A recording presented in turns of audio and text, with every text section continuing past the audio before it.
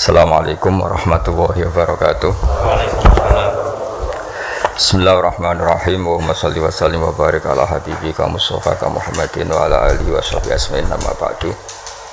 Yang sangat saya hormati Profesor Fathul Wahid selaku Rektor Universitas Islam Indonesia. Di sini ada Bapak Dr. Ainur Rahim Fakih, Bapak Dr. Rohidi dan rombongan dari UI, ada Kiai Tamyiz dan teman-teman yang saya hormati. Juga ada kebetulan ada rombongan dari Pertamina.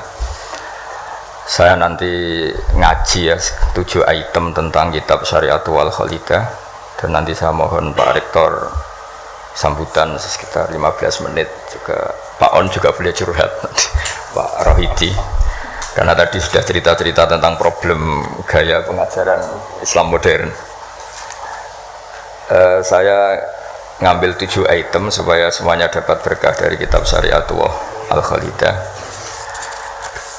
Pertama saya mau cerita atau menerangkan, ini nomornya ada urut tapi sesuai prioritas yang saya inginkan. Halaman 1, 2, 3 ya. 7 item saja nanti cepat insya Allah. 1, 2, 3.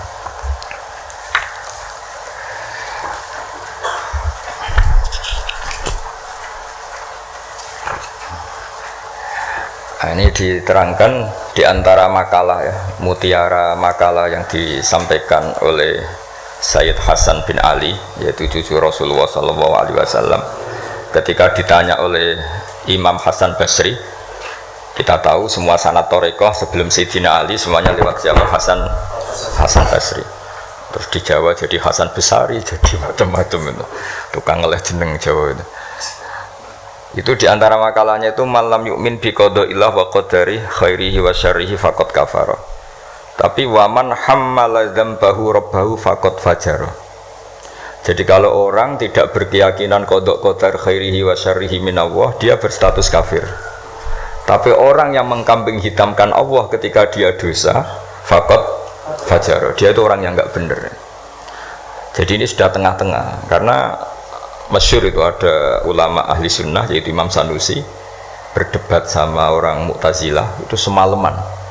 Mu'tazilah itu tetap kokoh keburukan itu tidak dari Allah. Alasannya Allah itu memerintahkan kebaikan, masa menghendaki keburukan.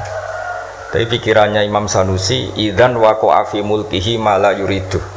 Alam raya ini kan seringnya banyak maksiat daripada taat. Berarti di alam ini lebih banyak yang terjadi bukan kehendaknya Allah. Berarti Allah kalah dong kalau gitu, karena ingin baik ternyata yang terjadi buruk.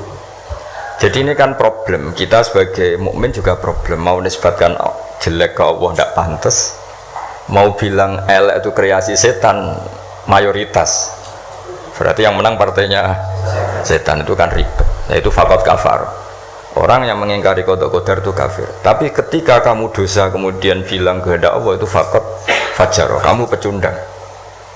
Nah, ini sudah tengah-tengah. Jadi implementasi ini monggo mawon, sementing ini itu makalah-makalah yang disampaikan Sayyid Muhammad. Terus sekarang halaman 14 ya. Ya ngambil 7 item.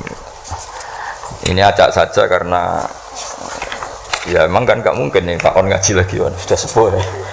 Udah ini teman saya lama. Paling lama saya berteman di UI itu Pak On. Ini bawaannya Pak Zeni dulu. Pak Zeni juga pernah ke sini. Itu kalau nekuni tafsir itu ya pusing. Enak yang tinggal baca. Saya tuh sering debat sama Pak Zeni itu sampai jam 2, jam 3 di kantor tuh, di Badan Wakaf ya dulu, bekasnya rektorat. Itu kalau nggak selesai itu beliau jam 4 ke kontrakan saya di Ketonggo. Karena kita ini sangat fikih. Pak Zeni itu dulu kan fakultasnya adab. Beliau di sastra Pak Tamyiz. Jadi beliau lebih mengedepankan aspek balaghah lah. Saya fikih. Misalnya gini, sama terjemah ini kalau bisa ya hebat, sudah bisa boyong. Misalnya az-zani la yankihu illa zaniatan, itu ayat hukum apa ayat faktual? Di ilmu ushul fikih itu diteliti. Kalau ayat hukum berarti maknanya pezina itu nggak boleh nikah kecuali dengan pezina. Pertanyaannya, jenenge zina kok ora kepengen nikah, kepene kumpul kebo, mbok ndak usah dilarang ya sudah. Ndak nikah kan, memang dari awal sudah kumpul kebo, ngapain nikah itu. Jadi kalau diharamkan gunanya apa? Mereka sudah tiap hari kumpul kebo. Apa itu ayat faktual? Maksudnya Allah cerita al-waqi'ah, waqi'atul hal. Kalau dalam ilmu usul fikih, waqi'atul hal itu gini. Jenenge wong zina iku trene ya untuk wong sing padha-padha zania. Kan gak mungkin zanen kenalan mbek Hafidho gitu. Hafidho kenalan. Jadi karena masa lalunya itu temannya itu ya untuk ya itu. Jadi itu bukan masalah hukum tapi masalah faktual. Jadi kalau dosen ya untuk dosen kan kira dokter ya untuk dokter kan kira-kira gitulah. Orang itu akan mendapatkan sesuai komunitasnya. Kalau mahasiswa sesuai yang dipacar lah. Orang akan menikah sesuai yang dipacar. Pacar terakhir Pak. Yang dulu-dulu kan gagal. Nah, itu bedanya jauh nanti. Kalau itu dianggap ayat faktual maka nggak dianggap nasah mansuh. Tapi kalau itu dianggap ayat hukum, pernah ada hukum bahwa orang yang soleh nggak boleh nikah zania. Terus hukum itu dimansuh oleh ayat wa angkihul ayyama minkum wassolihin min ibadikum wa imanikum. Wah itu kan nggak bisa selesai. Mbok Sa'rawi, Mbok Imam Suyuti itu tidak akan selesai perdebatan seperti itu. Nah, kalau menurut asbabun nuzul ya mirip iya mirip enggak. Jadi dulu tuh sahabat dulu kan punya masa lalu lah. Di antara sahabat itu ada yang punya pacar perempuan cantik, namanya tuh Anak. Ketika dia sudah Islam sudah baik, masih kangen sama pacar lamanya. Pacarnya itu di Mekah. Ketika Fatu Mekah ingat lagi. Jadi kayak mantane sampean terus rondo niling meneh. Manusiawi sekali. Terus walhasil terus tanya, ya Rasulullah kalau saya nikah anak boleh ndak? Tapi dia masih begitu, maksudnya masih profesinya masih seperti itu, masih PSK lah kira-kira gitu. Kira-kira baghiyah kalau dalam bahasa Arab itu baghiyah. Terus karena si cowoknya ini sudah afif, sudah soleh, sama Quran dilarang, jangan kamu orang soleh kok nikah sama yang seperti itu. Nah, larangan ini itu larangan hukum apa larangan sosial apa larangan etika, itu perdebatannya ulama usul fikih. Kalau larangan hukum itu jelas keliru. Kelirunya justru Islam tuh ingin yang zania tuh nang nikah dan statusnya zania itu hilang. Makanya Nabi itu punya sekian sisi unik karena beliau kadang ngendikan hukum, kadang ngendikan etika, kadang ngendikan tadi faktual, waqi'atul hal. Misalnya begini, ada seorang zania. Ini saya cerita aspek fikih. Zania sudah hamil, dinikahi orang lain. Ini harus melahirkan dulu apa enggak? Hampir semua ulama bilang enggak usah karena enggak perlu ada apa? Iddah. Untuk zania enggak perlu iddah karena iddah itu kan untuk nikah yang sah. Tapi suatu saat Nabi itu pernah ditanya, ya Rasulullah ada orang yang biasa kumpul kebo, lelaki dan perempuan bisa kumpul kebo, sekarang sudah nikah. Itu Nabi ngapresiasi dan beliau ngendikan qad kharaja min sifahin ila nikahin. Ya baguslah sekarang yang tadi malam mungkin masih berstatus kumpul kebo, gara-gara nikah sekarang kumpulnya sudah kumpul nikah. Jadi Nabi komentar qad kharaja min sifahin ila nikahin, dia sudah keluar dari tradisi kumpul kebo menjadi tradisi yang baik yaitu nikah, hubungan intimnya sudah berstatus nikah. Makanya kita yang kiai itu kalau ada orang minta dikawinkan itu bingungnya kalau langsung dikawinkan geger BKUA. Kalau ndak yang nakal loh. Justru kalau kayak kangkang nggak nakal itu nggak wajib menikahkan sekarang, nanti 40 tahun lagi ya nggak apa-apa. Tapi kalau orang nakal itu malah harus. Kalau minta dinikahkan sekarang kok kamu ndak mau, kan bisa aja malamnya gitu lagi. Padahal kalau kamu mau menikahkan kumpul malamnya nanti sudah halal ya sudah sah. Tapi kalau kamu tidak nikahkan kumpul kebo dan kuncinya di kamu karena kamu disuruh. Jadi mau tidak mau terlibat. Makanya kalau dalam hukum mengislamkan orang itu nggak ada boleh waktu jeda. Misalnya ada orang kafir tanya Gus Bak saya syahadatkan. Itu kok saya bilang sudah duduk dulu ngopi dulu. Itu saya ikut murtad.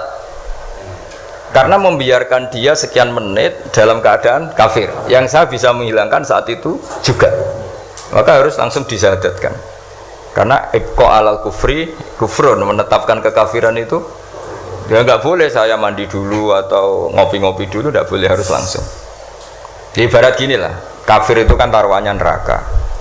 Ibarat ada orang kecelakaan, kamu pas pakai celana pendek di jalan kan nggak boleh, kamu tak pakai baju dulu sedang dipelindes truk lagi kan, harus langsung meskipun anda dalam kondisi yang tidak sempurna. Nah resikonya tadi pas kamu bikin kopi ternyata orang itu mati, berarti matinya mati kafir. Yang andai kan langsung kamu talqin syahadat dia mati Islam. Begitu juga orang yang kumpul kebo minta kamu nikahkan sekarang. Kalau kamu nikahkan maka nantinya sudah kumpul nikah. Tapi kalau enggak, nah tapi kalau orang soleh seperti ini biarin aja nggak apa-apa. Jadi orang soleh itu ya ada resikonya karena fikih tidak mengharuskan nang nikahkan itu. Nah itu dibicarakan oleh ulama-ulama itu. Jadi apa? Nah lagi kembali tadi azani la yankihu illa zaniatan aw musyrikah. Itu faktual, apa hukum, apa etika? Ya kita mau tidak mau debat karena kita nggak punya pilihan. Ulama ada mengatakan tunas samanso, ada yang nganggap itu waqiatul halannya, ya kondisi sosial pasti seperti itu kan. Nah, masa zani misalnya terus akrabnya sama hafidhah atau solihah kan kemungkinan itu kecil. Kalaupun akrab ya mungkin yang satu nipu kan, pura-pura ada orang hidung belang kan. Nah itu mau tidak mau itu harus debat seperti itu. Terus kedua aspek yang sering saya debat dengan Pak Zaini itu aspek bahasa fikih. Bahasa fikih itu menuntut vulgar, nggak boleh kinayah, nggak boleh persemuan tarik. Kalau bahasa Pak Zaini karena beliau biasa kesusastraan itu lebih halus. Itu memang ya ribet. Ya karena kita sering tidak punya pilihan. Saya ulang lagi sering tidak punya pilihan. Nggak boleh misalnya zina itu dibahasakan tidur bareng, nggak boleh. Karena kalau tidur bareng dihukumi zina berarti orang yang tidur bareng tidak melakukan itu boleh dirajam kan. Itu kalau di fikih harus vulgar. Ada saksi yang menyaksikan itunya masuk sampai detail. Saksi ngerti tidur bareng atau berdempetan saja nggak boleh. Jadi ya agak kacau memang bahasa fikih itu mau tidak mau harus vulgar. Harusnya orang-orang etik itu ndak mau. Nah, di sini terus misalnya ada masalah ketika aula mastumun nisa. Aula mastumun nisa itu bahasa sastra apa bahasa beneran gitu.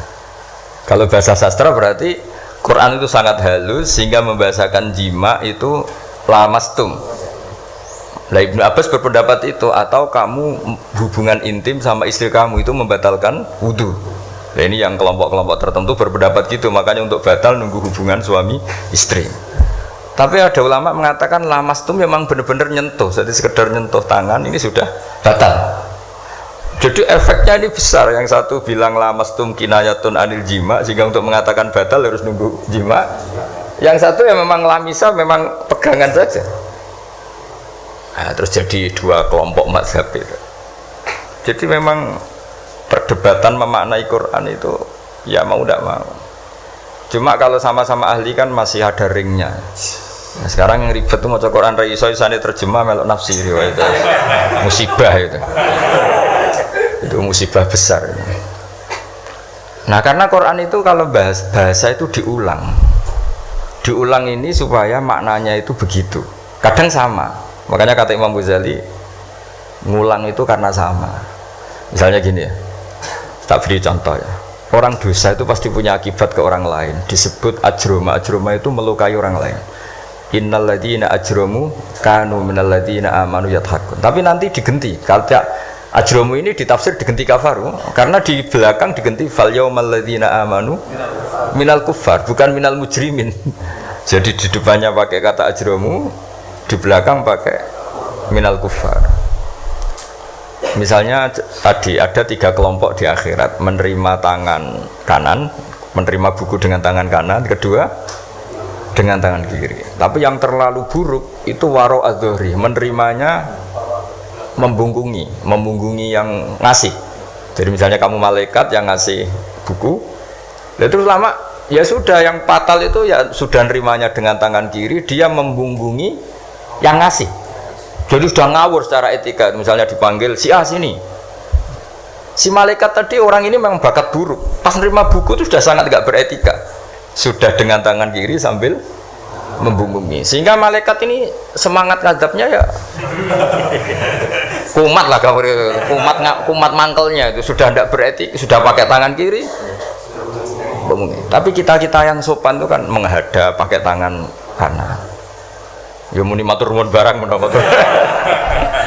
Sehingga terus jadi malaikat itu makanya semua nanti di akhirat. Nah, akhirnya kelompok itu hanya 2. kanan dan kiri. Nah kiri ini yang ekstrim sampai ya sudah kiri. Nah itu kata Imam Ghazali, jangan kira ada kelompok tiga, ya ada yang biyamini, bisimali, waro'a dori gitu maksudnya. Jadi sering seperti itu. Jadi hanya dua tapi diredaksikan tiga.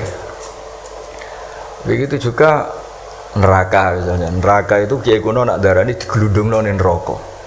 Itu bahasa paling bener ya. Karena orang masuk neraka itu kan bayangannya Quran itu kan waja'alna min baini aydihim saddan wa min khalfihim saddan faghshaynahum terus sampai tak terusé fahum mukmahun. Mukmahun itu ditekuk. Nah itu sebagian Quran redaksekno yu'raful mujrimuna bisimahum fayukhadhu bin nawasi wal aqdam. Nawasi itu bathuk, aqdam itu delamaan. Jadi bathuknya ditekuk sampai nyium. Ya kiri ke kini gambarannya itu gini, ditekuk gini, ininya diikat sampai kena kaki.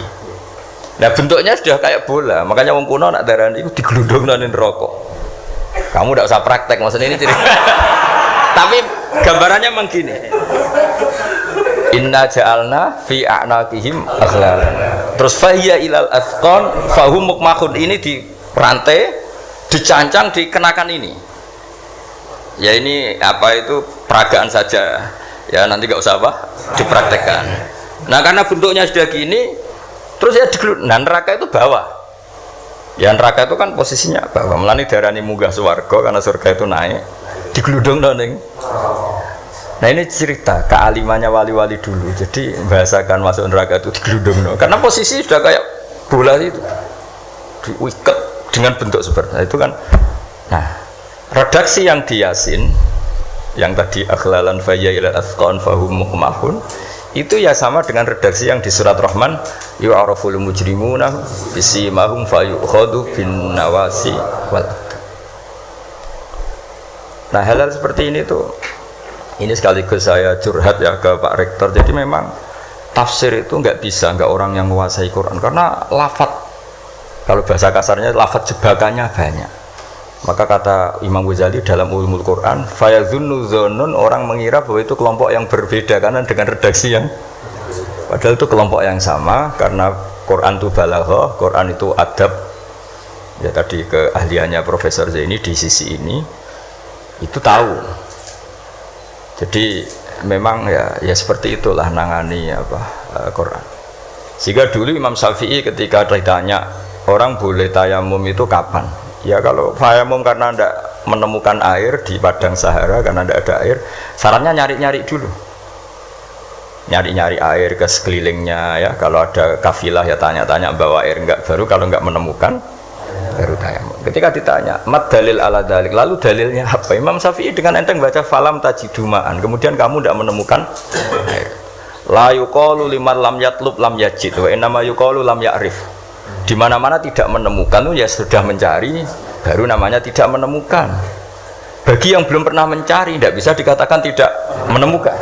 Jadi itu la yuqalu liman lam yatlub lam yajid. Bagi yang belum pernah mencari namanya tidak menemukan, tapi namanya tidak tahu. Nah, itu contoh-contoh ijtihad Qur'ani ya. Jadi ya wafatnya Quran hanya falam tajidumaan. Tapi namanya tidak menemukan berarti ada sabqit tolab. Mesti dimulai mencari. Nah itu yang kita kaji di kitab Syariatu Wal Khalidah. Ya, terus berikutnya ini ya acak saja. Enggak sampai 7 ya enggak apa-apa, sekenanya aja. Tapi ini kan curhat susahnya nerjemah. Makanya terjemah itu antar orang alim ya beda, bodoh sama alim tambah beda. Cuma yang satu ngawur lah, yang enggak ngerti ngawur itu kalau tidak tahu kok. Ya, halaman 42. Nah, ini yang masalah kias. Fannasu wa ingkana khoson lakinnahu yasiru aman. Ya. Nas itu meskipun waqiahnya itu khusus, lakinnahu yasiru aman. Pada akhirnya menjadi umum. Ya. Menjadi umum itu karena mau tidak mau ada kias. Kias itu analog, kenapa? Atau pola. Misalnya gini, yang dicontohkan di sini misalnya. Nabi memang hanya ngendikan layak til qadi wa khutban. Enggak boleh seorang hakim memutuskan hal-hal yang krusial dalam keadaan emosi. Khutban itu emosi yang sangat. Lalu kiasnya apa? Rektor juga nggak boleh dalam keadaan emosi bikin keputusan, kiai juga nggak boleh, suami juga nggak, siapapun nggak boleh. Cuma yang sering bikin keputusan otoritatif itu kan qadhi, hakim. Jika Nabi hanya ngendikan al-qadhi. Lalu ulama mengatakan khutban itu kenapa tidak boleh? Karena orang kalau emosi itu akalnya agak mati, paras lah gitu. Lalu itu udah harus pas emosi ya, ulama memasukkan terlalu syahwat ya nggak boleh, terlalu lapar ya nggak boleh, hakin ngempet nguyuh ya nggak boleh, ngempet ngising. Sehingga kata khutban kemudian diganti fi halatin yasu'u khalquhu fiha, dalam keadaan yang dia nggak begitu normal. Di antara nggak begitu normal, terlalu syahwat ya nggak boleh, terlalu emosi nggak boleh, terlalu lapar, terlalu nahan kencing, nahan BAB dan sebagainya. Itu lafadz itu wan nasu wa ingkana khoson nas, meskipun khusus yaitu Allah Nabi hanya ngendikan khutban, tapi nanti menjadi umum berdasar hukum apa? Qiyas. Nah di sini Pak Ainur Rahim Fakih yang sering kita beda ya. Misalnya ini bukan meng-NO-kan yang Muhammadiyah atau Muhammadiyahkan NO, karena kalau kita ini biasa saja. Orang NO ya pasti Muhammadiyah kan umat Kanjeng Nabi Muhammad sallallahu alaihi wasallam. Orang Muhammadiyah ya pasti dengar NO lah karena gerakannya ulama. Masa tidak mendengar ulama? Tapi setelah jadi ormas ini jadi yang NO tidak Muhammadiyah, Muhammadiyah tidak NO. Misalnya kamu NO ditanya Allah, akun tamin ummati Muhammad, ya naam. Itu bahasa Arab ummati Muhammad itu. Terus Muhammadiyah tak kok iki anut sapa ya anut ulama. Jadi tapi wong nganggur geger sebenarnya. Nah kita termasuk yang enggak nganggur jadi rapati geger. Saya beri contoh ya. Nabi itu ketika habis sholat itu akbala aliyah Nabi wajih, langsung berputar menghadap ke kita. Jadi kalau di Indonesia langsung menghadap ke timur. Itu ada yang mempraktekkan dan itu bagus, jelas semua teks hadis seperti itu. Tapi di beberapa hadis itu insorofaan yamini, kadang insorofaan simali. Karena begini, Nabi itu kalau sholat itu orang yang dari 7 kilo, 8 kilo semuanya lari kepengen makmum Kanjeng Nabi. Sehingga kalau makmum Nabi ini bahaya ketika itu ada sefurawu. Alhamdulillah. Memang janjian rawuh. Kersane jejer Pak Tamyiz padha kiai ini. Jodoh berarti kiai tenan. Kiai jejer kiai. Nggih putrane Mbah Mun. Dokter.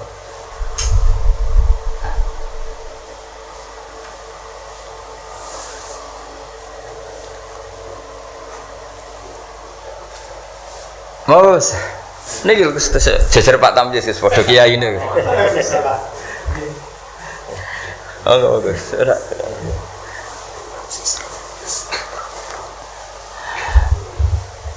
Ya saya teruskan ya. Jadi ternyata di syurahul hadis, para pensarah hadis, ketika Nabi menghadap ke timur, dan itu ya banyak yang meraktekkan dan menurut saya tidak masalah.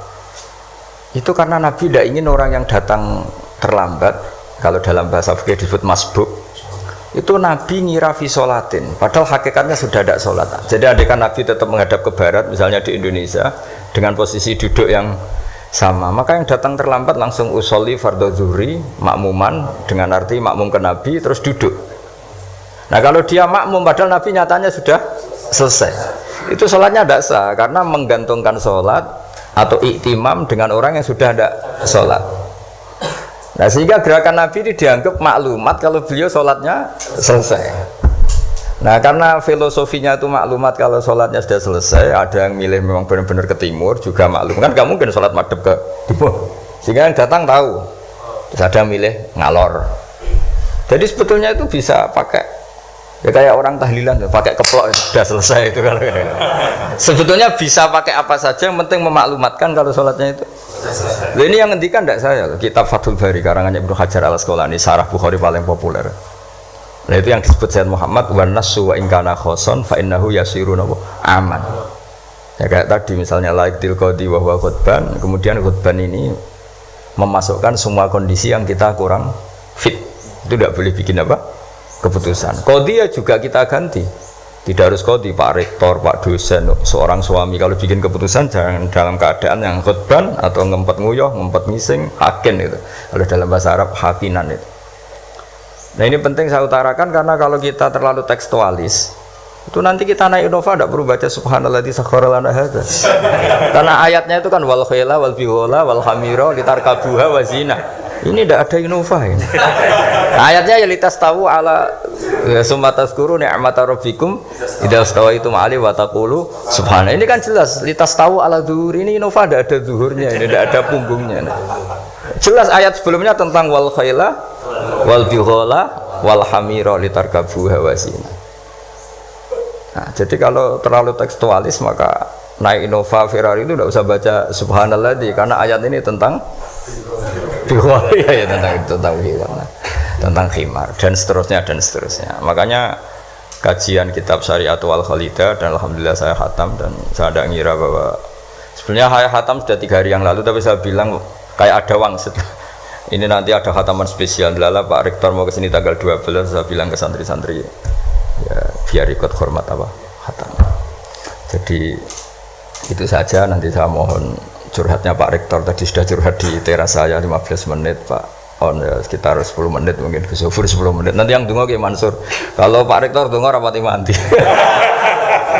karena jadi rektor tuh hisapnya berat jadi dosanya itu seneng gaya keputusan nggak siap jadi objek keputusan itu ya mau udah mau memang tapi itu bagus kata bapak kowe kudu wani dadi kiai tapi dados kiai ngeten wong tawadhu ora mutu jare bapak gayane tawadhu asline mau tanggung jawab jadi bapak itu saya dulu ya heran kenapa bapak itu lebih suka kancanan wong mlete timbang wong tawadhu dulu saya tuh heran setelah saya jadi kiai itu wong mlete itu luwih gampang syukur ya, cuma wong sing ra cocok darani ngono iku mlete asline wong mlete iku gampang syukur. Lah apa dadi rektor, dadi pegawai negeri ra enak dadi wong biasa ngopi ra ono sing ngekang. Ya sudah kalau dia caranya syukur seperti itu biarkan saja. Itu kan mletes, mau dadi rektor, mau dadi menteri ra enak urip kok terikat. Padahal misalnya dekne gelem ya ora ono sing dadekno. Tapi cara dia syukur memang akan ngomong terus seperti itu. Gak enak jadi PNS, jadi rektor ra enak, jadi menteri ra enak. Wong kok terikat, enak jadi wong ini iki, butuh rokokan, butuh ngombe.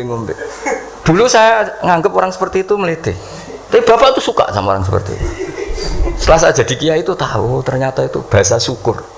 Ya, iya membela diri. Ya, emang dia happy-nya kalau ngomong seperti itu ya. Sing bojone elek ngono, ra enak Gusti bojo ayu dadi sawang-sawangane wong. Terus pokoknya wes sauni-unimu yang penting sudah itu cara dia syukur. Saya tuh belum pernah loh kalah debat orang kecuali sama orang desa itu. Anaknya itu minta motor Pak Rektor, motor sepeda motor. Nggak boleh ada orang kaya. Bapaknya kesini, anaknya komplain, bos bapakku kok medit, nunjuk motor ora oleh padahal orang kaya. Bapaknya kesini itu masuk akal ya. Anak di pondok tambah goblok. Mergo yo kok no motor. Lah kok goblok, Pak? Jenenge donya iku Gus iku sing lahirno donya. Kok sapi kan manak, wedhus manak. Wong donya kok mangan donya. Motor itu kan beli bensin, nyervis. Jadi orang beli mobil tuh goblok terus. Jadi ya profesor, dokter kalau punya mobil cara dia ya goblok. Kiai-kiai yang punya mobil cara dia jenenge donya sing lahirno. Donya kok mangan. Wah. Iki kok pinter juga. Akhirnya, Pak, lah sampean ngene Pak, ditelepon Agus Pak motor, goblok bisa. Tapi kita menjadi tahu, ternyata di balik lugune iku ya ono pinter ya. Meskipun dia pecundang, hanya pecundang itu gak gelem motor nang ndi yo ngetroponakane. Tapi ya intinya hidup itu harus mendengar. Jadi bapak itu seneng mbek wong mlete. Nek mbek wong tawadhu itu gak pati, karena alasannya bapak. Kon ngimami gak gelem, kon takmir masjid gak gelem, jadi rektor gak gelem. Wis padune mau tanggung jawab, terus engko nek ana salah karek ngritik. Lha iku ora tawadhu wong Indo jare bapak. Nah ini cerita kearifan orang-orang dulu. Jadi orang-orang dulu kelihatannya seenaknya tapi sudah dihitung. Ternyata orang Melite itu ya, iya dia membela dirinya sampai seperti itu. Membela gak gelem mau jadi menteri, jadi rektor, gak enak urip terikat. Ada nanti kan dia gelem ya ndak ada yang nawarin. Ya sudah, tapi cara dia syukur seperti itu. Saya mohon sekali lah ini khataman syariat wal khalidah. Mungkin saya mohon Gus Gofur untuk cerita hubungan Mbah Mun dengan Said Muhammad yang Pak Rektor sama Pak On ini curhat. Monggo secara berurutan kalau mohon sekali supaya semuanya dapat berkah dari Said Muhammad bin Alawi Al-Maliki Al-Hasani. Monggo.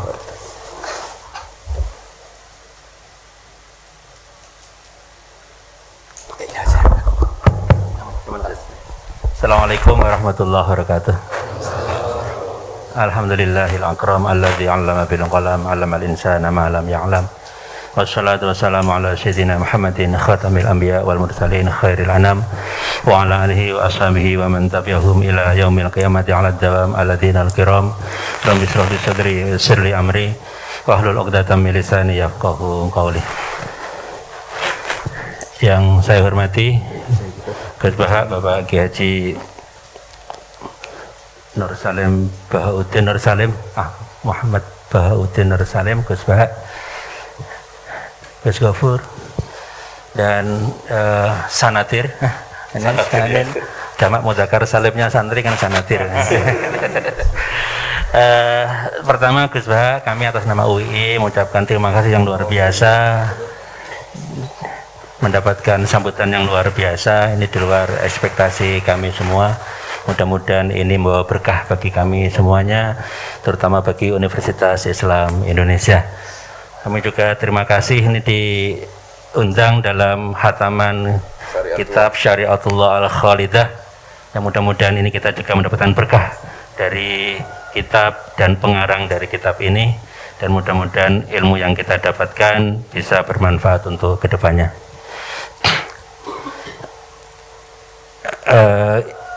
Gus Bahak dan Gus Gofur dan semua santri, saya ingin manfaatkan kesempatan ini untuk cerita sedikit terkait dengan UII ini.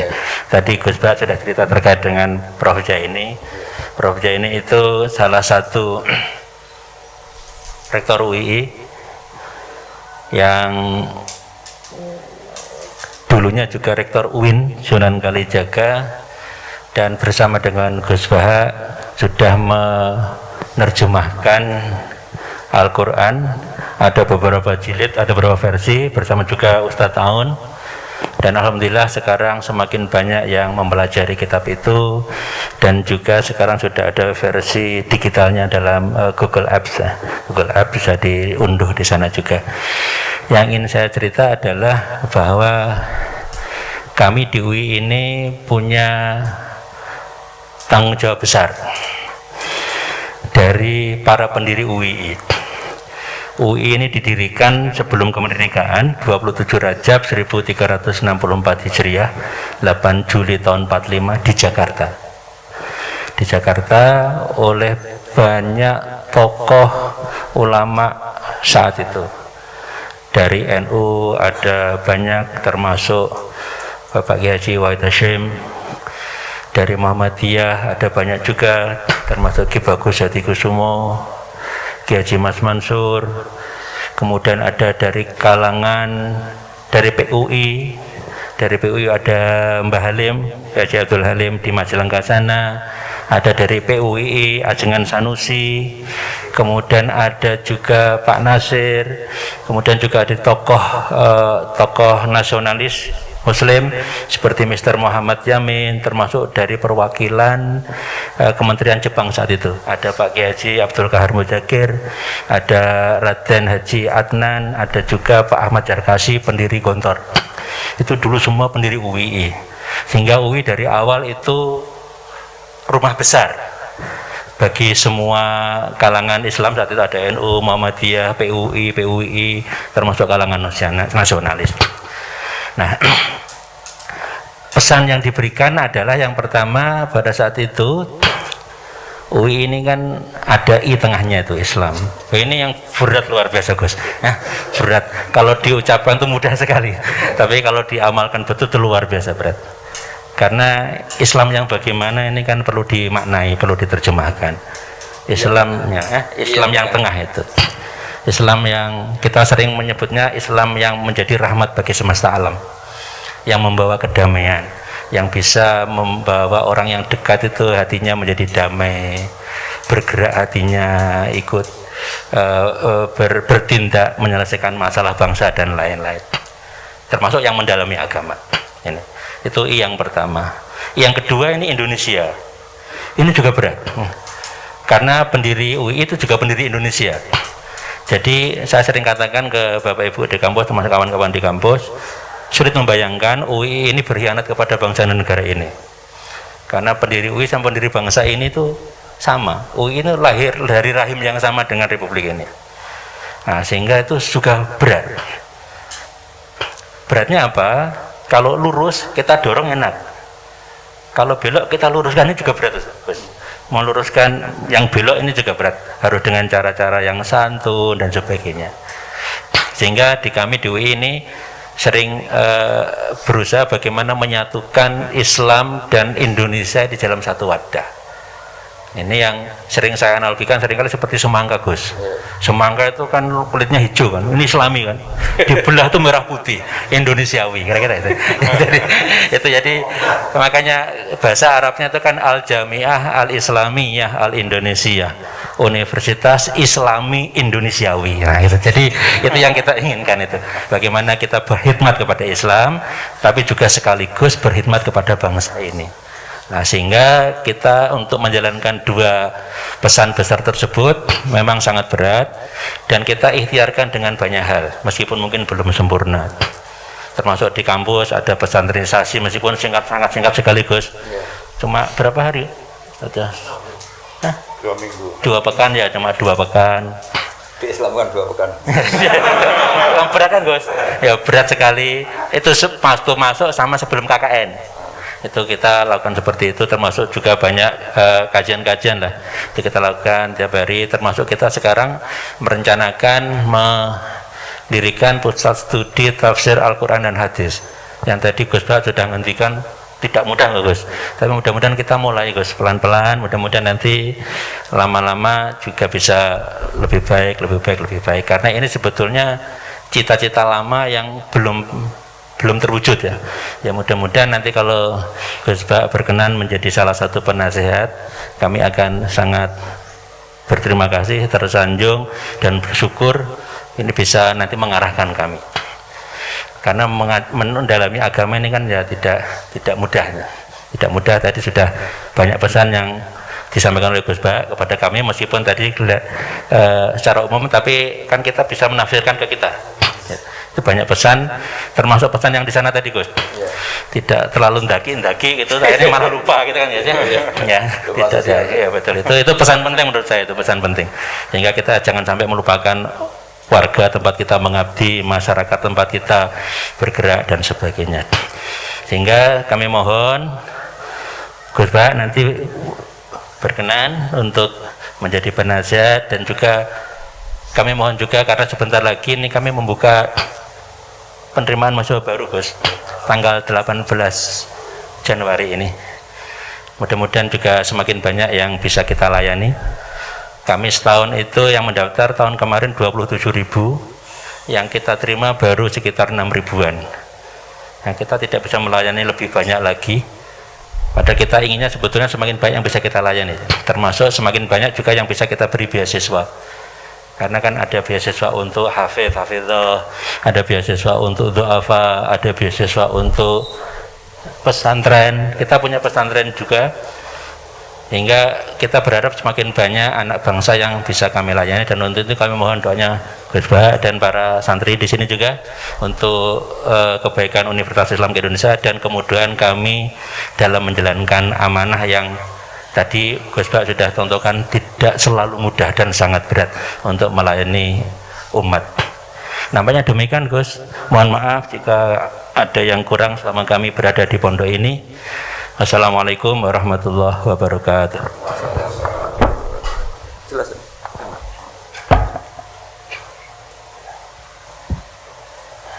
Bismillahirrahmanirrahim. Assalamualaikum warahmatullahi wabarakatuh. Waalaikumsalam warahmatullahi wabarakatuh. Alhamdulillahirabbil alamin. Asyhadu an la ilaha illallah wa asyhadu anna Muhammadan abduhu wa rasuluh. Allahumma sholli ala Muhammad wa ala ali sayyidina Muhammad.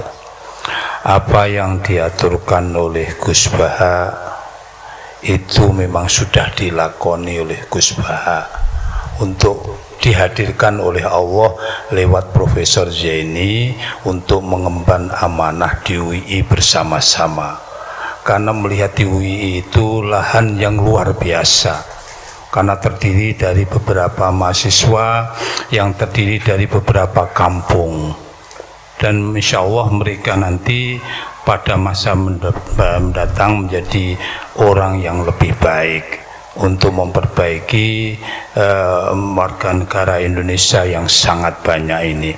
Makanya kami di UI senang sekali atas kesanggupan Gus Baha itu semuanya. Dan sudah dilakukan, sudah beliau membuat tafsir dan terjemahannya dengan Profesor Zaini. Lama itu, setiap hari itu kan, setiap hari datang ke UII beliau itu, Gus Baha itu tanpa diundang tapi datang beliau. Kalau orang-orang sekarang kan harus diundang, karena wujud undangan itu tentu ada konsekuensi logisnya dari undangan itu. Tapi beliau tanpa memikirkan itu, karena beliau tentu sudah mendapatkan dibayar oleh Allah yang lebih. Buktinya beliau sekarang sudah punya pondok juga di Jogja. di mana? Di Jogja, di Jogja juga. Sudah punya pondok. Ini memang barokah dari Allah Subhanahu wa taala. Oleh karena itu, Bapak-bapak dan adik-adik yang saya hormati, doakanlah mudah-mudahan Allah memberikan kekuatan untuk membina mahasiswa-mahasiswa di UII menjadi mahasiswa yang beriman, berilmu berdasarkan iman kepada Allah Subhanahu wa taala, sehingga Pak Rektor bukan menjadi ringan, tidak, malah berat. Semakin kesini bukan semakin ringan, semakin berat, karena tanggung jawabnya juga semakin berat. Tentu tanggung jawab terhadap hal-hal yang lain. Nah, kami termasuk bawahannya Pak Rektor insya Allah akan berusaha semaksimal mungkin dengan Gus Baha ini, nanti insya Allah UI menjadi lebih baik. Silakan, ini saya juga membawa Pak Rohidin itu, Pak Rohidin yang sebelah sana itu, Bu. Nah, Pak Rohidin, silahkan Pak Rohidin. Iya, kamu fadhol. Assalamualaikum warahmatullahi wabarakatuh. Alhamdulillahirabbil alamin wal aqibatu lil muttaqin. Asyhadu an la ilaha illallah wa la syarikalah wa asyhadu anna Muhammadan abduhu wa rasuluhu, amma ba'd. Yang saya muliakan Gus Baha beserta santri dan Gus Gofur. Alhamdulillah pada pagi kali ini kami diterima oleh Gus Baha. Ini akan sedikit memperkenalkan teman adalah Pak Zainal, ya. Pak Zainal ini selaku wakil rektor bidang sumber daya, ya. Dan ini bos saya di bidang keuangan. Ya. Pak Fadli yang pegang uang ini penggantinya Pak Fadli ini, ya, ya, ya. Kemudian di sana ada Gus Tamyiz, Dekan Fakultas Ilmu Agama Islam. Ya, alhamdulillah kita bisa silaturahim pada pagi ini dan diterima dengan baik oleh Gus Baha. Ini merupakan rezeki bagi kami, ya, kebahagiaan bagi kami, karena tidak semua tamu, ya, bisa mendapat kesempatan seperti kami ini.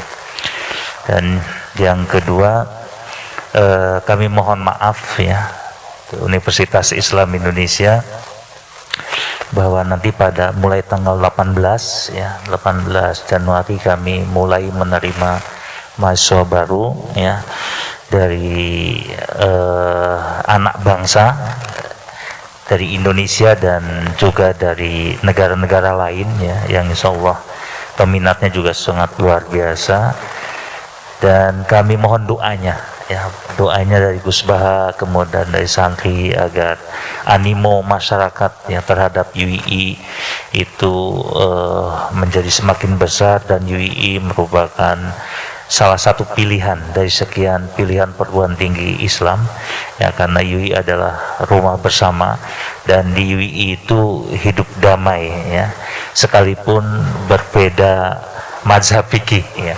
Jadi ada Muhammadiyah, ada Nahdlatul Ulama, ada Persatuan Islam, ada Persatuan Umat Islam ya, bahkan ada satu Ahmadiyah di UII itu ya. Tapi masih bisa hidup lah di UI kan itu. Ada satu Ahmadiyah ya. Tapi itu nggak berkembang-kembang, cuma satu aja gitu kan. Sampai nanti insya Allah pensiun lah gitu. Ya, ya sampai pensiun. Mudah-mudahan tidak berkembang loh kalau yang itu. Dan itu mungkin yang ingin kami sampaikan ya. Kami sangat berbahagia sekali, dan kami kesini juga sekaligus minta restu dan kesediaan Gus Baha untuk menjadi dewan penasihat di Pusat Studi Al-Quran dan Hadis ya, karena Gus Baha ini kan sebetulnya ikon ya, ikon di kajian-kajian tafsir.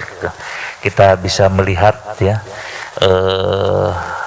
follower Gus Baha sangat luar biasa di YouTube ya, ketika beliau menyampaikan tausiah, menyampaikan pengajian dan sebagainya.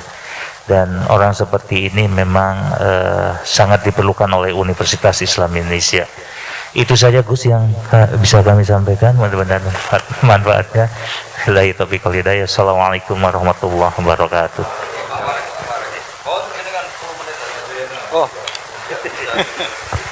Assalamualaikum warahmatullahi wabarakatuh. Alhamdulillah wa syukurillah, la haula wala quwata illa billah. Terima kasih kesempatan. Ini tidak terduga saya diminta untuk berbicara di sini. Ya, ini memang yang dikasih wewenang tanggung jawab di UI terkait dengan keuangan. Tidak hanya keuangan Gus, tapi juga sumber daya yang lain. Jadi ada keuangan, ada sumber daya manusia, ada sarana prasarana. Itu semuanya harus saya kelola gitu ya, supaya bisa bermanfaat untuk seluruh warga UI. Itu pekerjaan yang tidak mudah. Beruntung kami punya rektor yang luar biasa.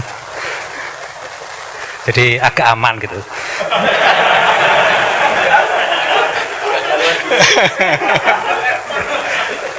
Jadi kalau saya tidak mampu ya saya minta Pak Rektor untuk menangani gitu ya.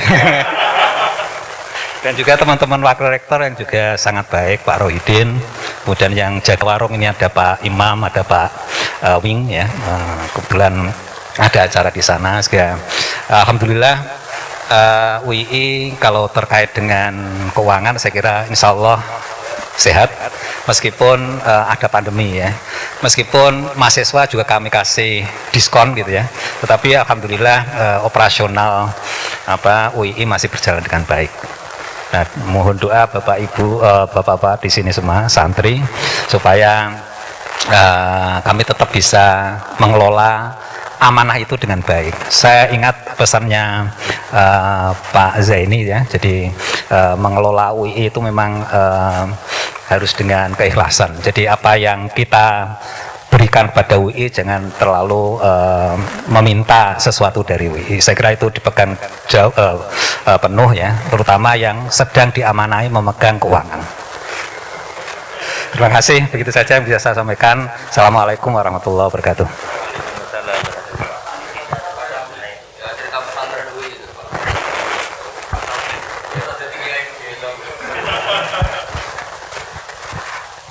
Assalamualaikum warahmatullahi wabarakatuh. Alhamdulillah wassalatu wassalamu ala Rasulillah Sayyidina Muhammad ibni Abdillah wa ala alihi washabihi wa mawala, amma ba'd. Gus Baha yang beliau muliakan, Gus Ghafur muliakan, bapak-bapak semuanya dan santri yang kami hormati. Saya terima kasih ini bisa sedikit mengungkapkan unek-unek nih tapi bukan aneh-aneh loh kan. Ini masalah agama. Jadi, saya kebetulan ya sekarang itu diamanahi untuk di Fakultas Ilmu Agama Islam. Dulunya ya saya di pesantren UI, kemudian ya Sultan Mataram. Saya ya kemungkinan yang saya asli Melangi. Jadi Melangi itu banyak sekali santri yang tempat almarhumah Mbah Kiai Maimun Jubair dulu. Jadi hampir kalau tidak di Lasem ya di Sarang. Kemudian ya hampir semuanya sana kan.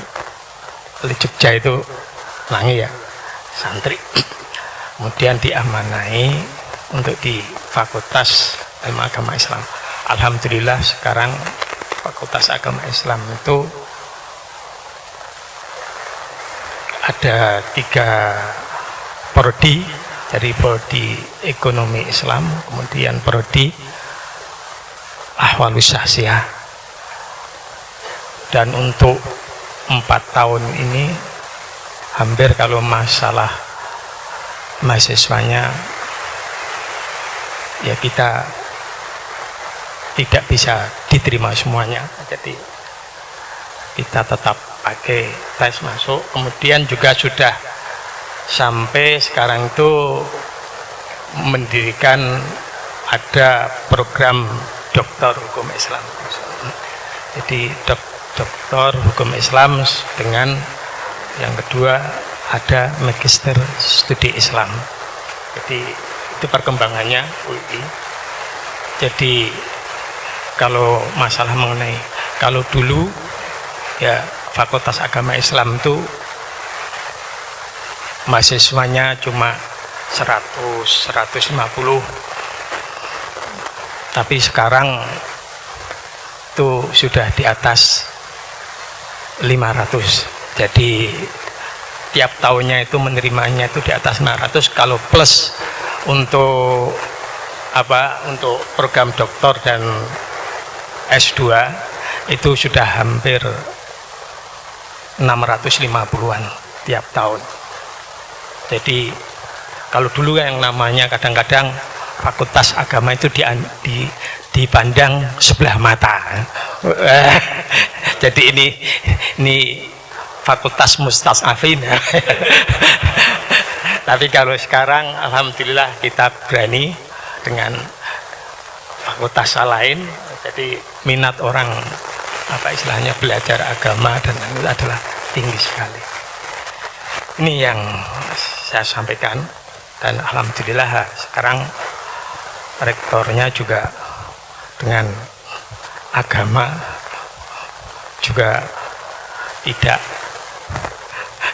enggak ada agama itu yang tapi kalau di UI insya Allah Gus Bah masih seperti itu. Jadi yang ngotak-atik biasanya dari UIN.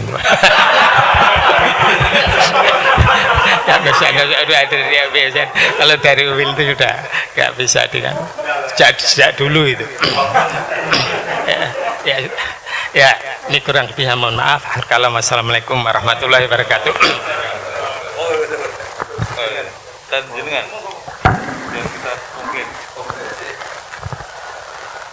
Bismillahirrahmanirrahim. Assalamualaikum warahmatullahi wabarakatuh. Bismillahirrahmanirrahim. Alhamdulillahirabbil alamin. Wassalatu wassalamu ala asyrafil anbiya'i wal mursalin sayyidina wa maulana Muhammadin wa ala alihi wa sahbihi ajma'in. Ba'du. Yang terhormat Sahibu Al-Mahad Kiai Haji Bahauddin Nur Salim, para pimpinan Universitas Islam Indonesia, ada Pak Rektor Pak Fathul Wahid, ada para pejabat di UI, tidak bisa saya sebut satu persatu. Ya, ada ini, ada Pak Tamyiz, ada Pak Aun, ada Pak Rohidin, ada Pak siapa lagi ini ya, Pak Zainal. Terima kasih semuanya, para santri-santri semuanya. Alhamdulillah kita bisa ikut hataman kitab Syariatullah Al-Khalidah karya Sayyid Muhammad bin Alawi Al-Maliki Al-Hasani. Mohon maaf saya terlambat ya, semalam juga masih di Kerapia ya, takziah di Gus Najib ya, pulang larut pagi-pagi istirahat sejenak baru bisa kesini nih ya. Alhamdulillah masih bisa mengikuti hataman karya Sayyid Muhammad nih. Sayyid Muhammad ini gurunya banyak kiai-kiai di Indonesia sebagaimana ayahnya Kiai Alawi juga gurunya para kiai-kiai di Indonesia. Generasi ayah saya itu dulu banyak ngaji kepada Sayyid Alawi, tetapi putra-putranya, santri-santrinya sudah masuk generasinya ke Sayyid Muhammad ya.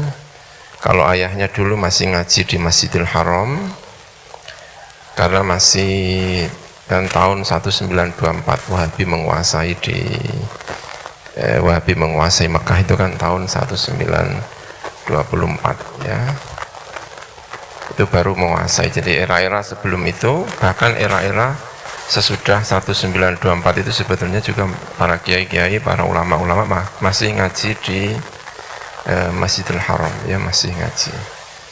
Abah itu masih menangi ngaji di Masjidil Haram.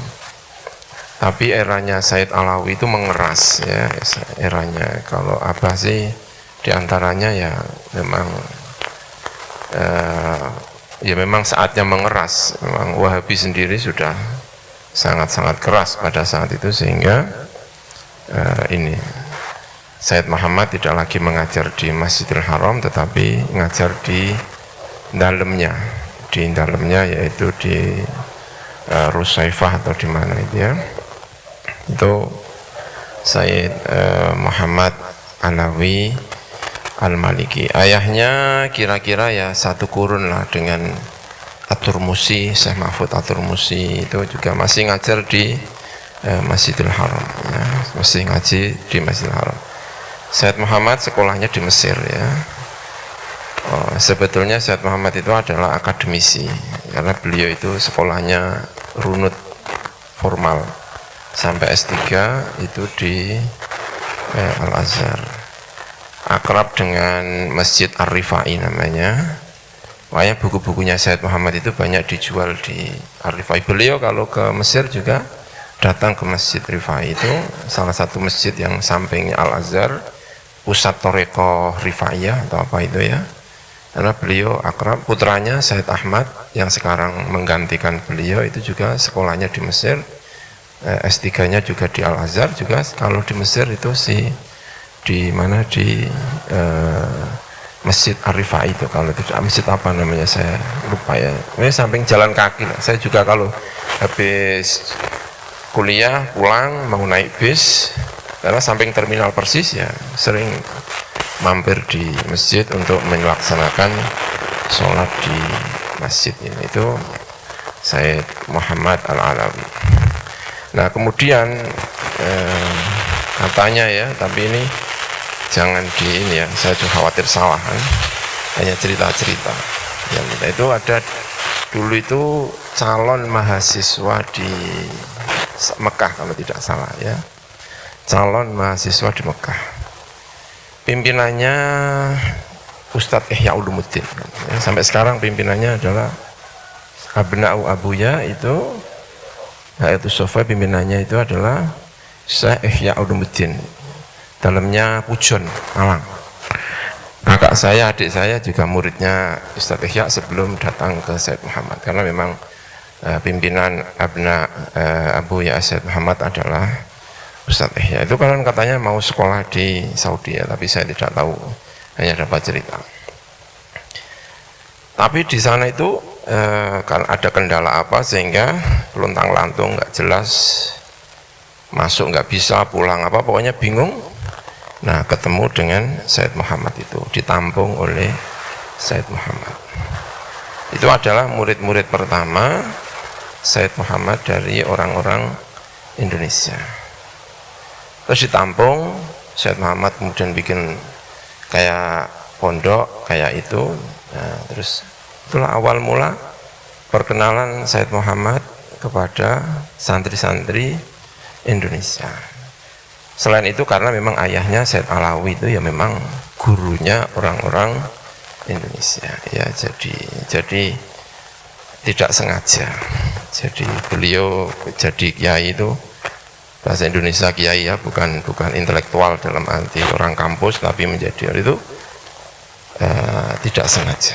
Ya, tidak sengaja. Sama dengan banyak kiai-kiai Indonesia itu yang tidak sengaja. Kalau menurut siapa, abah saya, aku sekapok nggak berencana, mari bingung. Jadi itu kalau menurut abah saya, aku pirang-pirang nggak berencana AB sing rencana A sing jadi B. Itu makanya madhabnya Gus Bah itu termasuk yang ini, itu nggak mau bikin rencana, mari bingung. Tidak menyisakan kemungkinan yang direncanakan Tuhan. Jadi banyak rencana, makanya itu setengah tidak rencana, dan itu memang cocok dengan Mbah Maimun. Mbah Maimun itu juga memang tidak begitu ya rencana, tapi rencananya itu sekian persen, tapi banyak untuk menyerahkan diri kepada Allah Subhanahu wa taala. Jadi nopo terserah nanti gimana. Itu makanya yang terkenal Mbah Maimun itu nggak mau ngitung kelopo, itu kan nggak mau kelopo dihitung, jumlah itu kelopo kok mbok hitung sih, mbok jiko mbok anu karek piro malah mbok hitung tinjarno lah wes. Itu madhab-madhab itu ya, nggak tahu juga itu memang madhab-madhabnya kiai-kiai banyak yang seperti itu. Jadi terus kemudian ya, abah itu kalau sudah berhubungan dengan seseorang itu pengen baik gitu. Itu kalau abah itu memang begitu ya. Termasuk makanya abah punya perhatian betul dengan UI, apa itu. Di antaranya karena menurut ceritanya abah, salah satu pendiri atau salah satu orang yang punya kepentingan awal-awal di UI itu katanya adalah mantan Menteri Agama dulu, Kiai Fatur Rahman. Nah, Kiai Fatur Rahman itu anaknya Kiai Kafrawi. Kiai Kafrawi itu dalamnya merak-urak. Kiai-kiai sarang itu banyak dulu itu ngaji kepada Kiai Kafrawi sebelum jadi kodi di Tuban. Dan itu anaknya yang kemudian menjadi Menteri Agama. Konon katanya setelah pensiun atau apa, itu pindah ke Jogja atau seperti apa, pokoknya kalau ketemu UI selalu yang ditanyakan itu adalah UI itu dulu itu ada sarang itu pokoknya Kiai Fatur Rahman, mantan Menteri Agama, itu posisinya di mana ya di UI itu dulu, katanya itu ikut-ikutan di UI gitu katanya, gitu Menteri Agamanya kan setiap kali ketemu dengan UI mesti yang ditanyakan adalah Kiai Fatur Rahman. Saya wallahu alam ya tidak tahu ceritanya seperti apa gitu. Karena apa itu kalau sudah berhubungan dengan seseorang itu memang kepingin baik, kepingin langgeng, kepingin apa. Nah, apa itu akrab dengan Sayyid Muhammad itu diantaranya karena begitu berhubungan, karena berhubungan dengan di Alawi. Lalu Sayyid Muhammad datang ke Indonesia, mampir di rumahnya apa, terus Kak Ubab itu dikirim. Sejak saat itu tidak pernah putus dari Sayyid Muhammad. Pokoknya kalau anaknya itu pulang, itu harus dikirim salah satunya. Jadi selama Sayyid Muhammad itu hidup, tidak pernah putranya sejak Kak Ubab itu tidak pernah, tidak ada. Pokoknya kalau ke Mekah mesti Sayyid Muhammad harus anaknya harus ada di sana. Nah saya itu kenapa kok di Mesir? Ya karena saya waktu itu sudah besar, kakak saya masih di sana, saya jadi nggak wajib. Kok saya adik jauh dari Kak Kamil Boyong, ya saya pasti di Said Muhammad. Saya punya kebebasan dan disuruhnya saya, misalnya kamu nggak gampangannya, kamu nggak wajib, kamu masih ada stoknya. Itu kakak saya Kak Kamil, ya adik saya yang sudah ya, ada yang ke sana, ada yang ya itu. Tapi apa wajib, karena kalau apa hubungan dengan itu alakohnya itu kuat sekali. Pokoknya Said Muhammad itu diantara orang Indonesia paling disenangi itu Mbah Maimun. Kenapa? Karena itu tadi hubungan itu. Karena ada yang orang kapok jadi santri kan ada. Bapaknya santri, anaknya itu kapok, anaknya gak di santri, anaknya kapok, ternyata gak enak itu enggak. Masuk saya disuruh ke Lirboyo karena akrabnya dengan mana Mbah Abdul Karim, Mbah itu Gus Bah juga pernah dikirim ke Lirboyo sama Abah untuk sama kakak saya itu, saya juga disuruh Lirboyo. Dan khas kalau kamu ke Lirboyo, yang penting gue pokoknya ziarah karo guruku, jadi orang pikir ngaji nih tapi jadi ada agak khas-khas itu ya. Gitu ya, Masya Allah. Jadi itu ini ya, jadi kalau ini kemudian apa namanya, kita belajar kepada siapa, Said Muhammad, fikihnya Said Muhammad.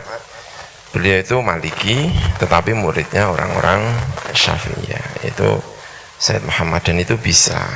Makanya salah satu ciri dari santri-santrinya Said Muhammad itu ya mesti mengenal madhab, biasanya mengenal madhab A, mengenal B, karena gurunya itu Maliki, muridnya itu Syafi'i. Dan itu sebenarnya tradisi-tradisi kuno ya, tradisi kuno. Misalnya Ibnu Hajar Al-Haytami itu punya murid namanya Ali Al-Qori, itu orang Hanafi tapi gurunya adalah Syafi'iyah. Imam Syafi'i muridnya Imam Malik, muridnya Abu Hanifah. Jadi wajar-wajar. Makanya dulu waktu musyawarah, saya dulu satu musyawarah sama Gus Bah, tapi beliau raisnya, saya anggota musyawarah. Itu salah satu pidatonya Gus Bah yang saya kenang waktu itu, diantaranya itu termasuk sopan kepada mu'alif itu adalah membantah mu'alif.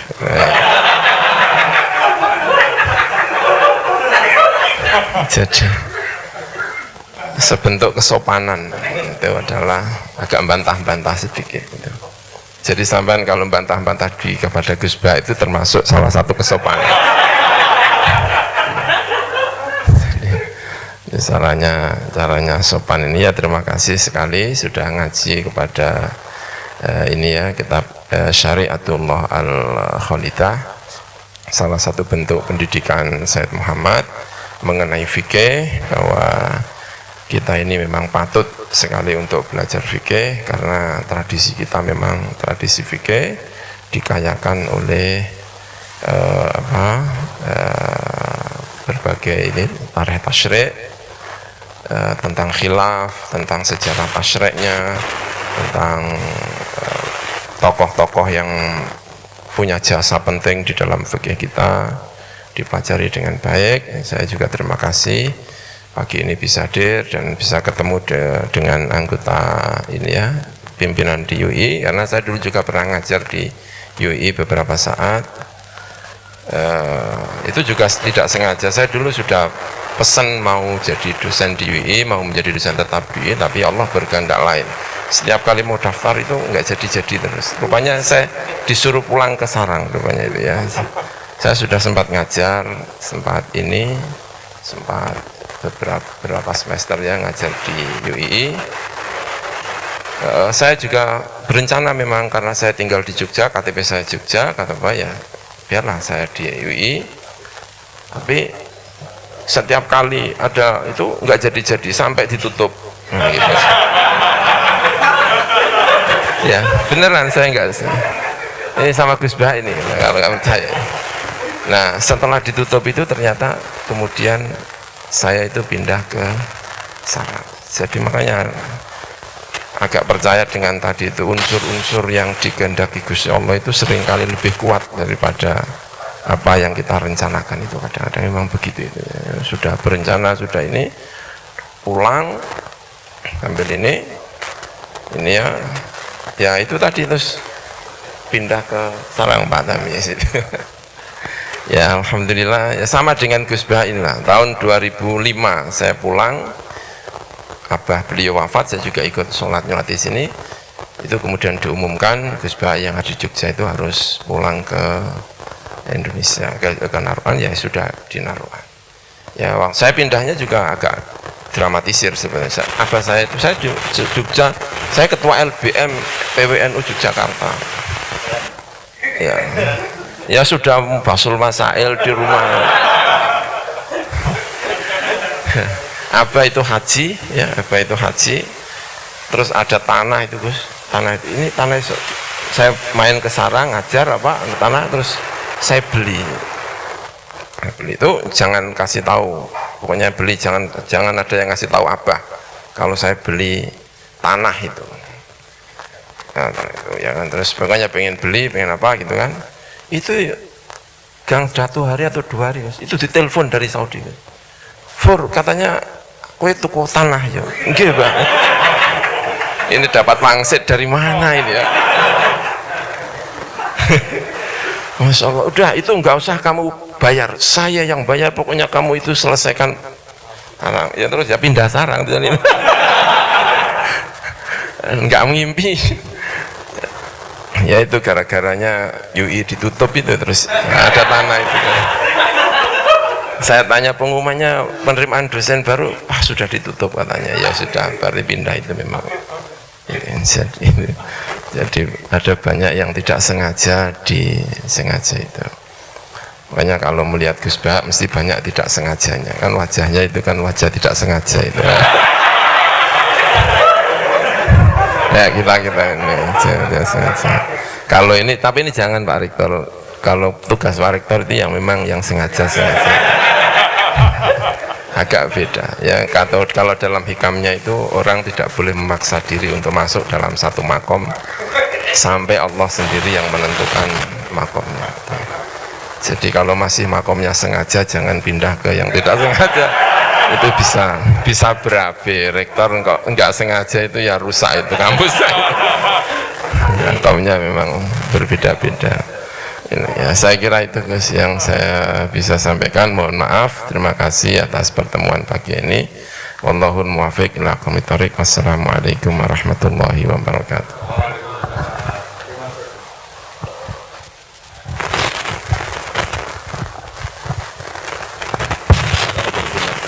sallallahu alaihi wasallam wa ali baitihi wa dhurriyyatihi wa la sayyid Muhammad warahmatullah. Al-Fatihah.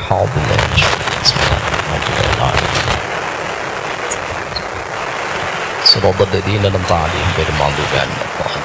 بسم الله الرحمن الرحيم. الحمد لله رب العالمين والصلاة والسلام على أشرف سيدنا مولانا محمد العالمين. اللهم ربنا لك الحمد كما خلقتنا ورزقتنا وهديتنا وعلمتنا قد فرضت عنا لك الحمد بالإسلام والقرآن والحمد بالأهل والمال كبت عدونا بسطت رزقنا وأظهرت أمننا وجمعت فرقتنا وسنا محفظا كل وسنا أيضا فلك الحمد على ذلك كثيرا. لك الحمد حتى ترضى لكم إذا رضيت لكم بعض رضا.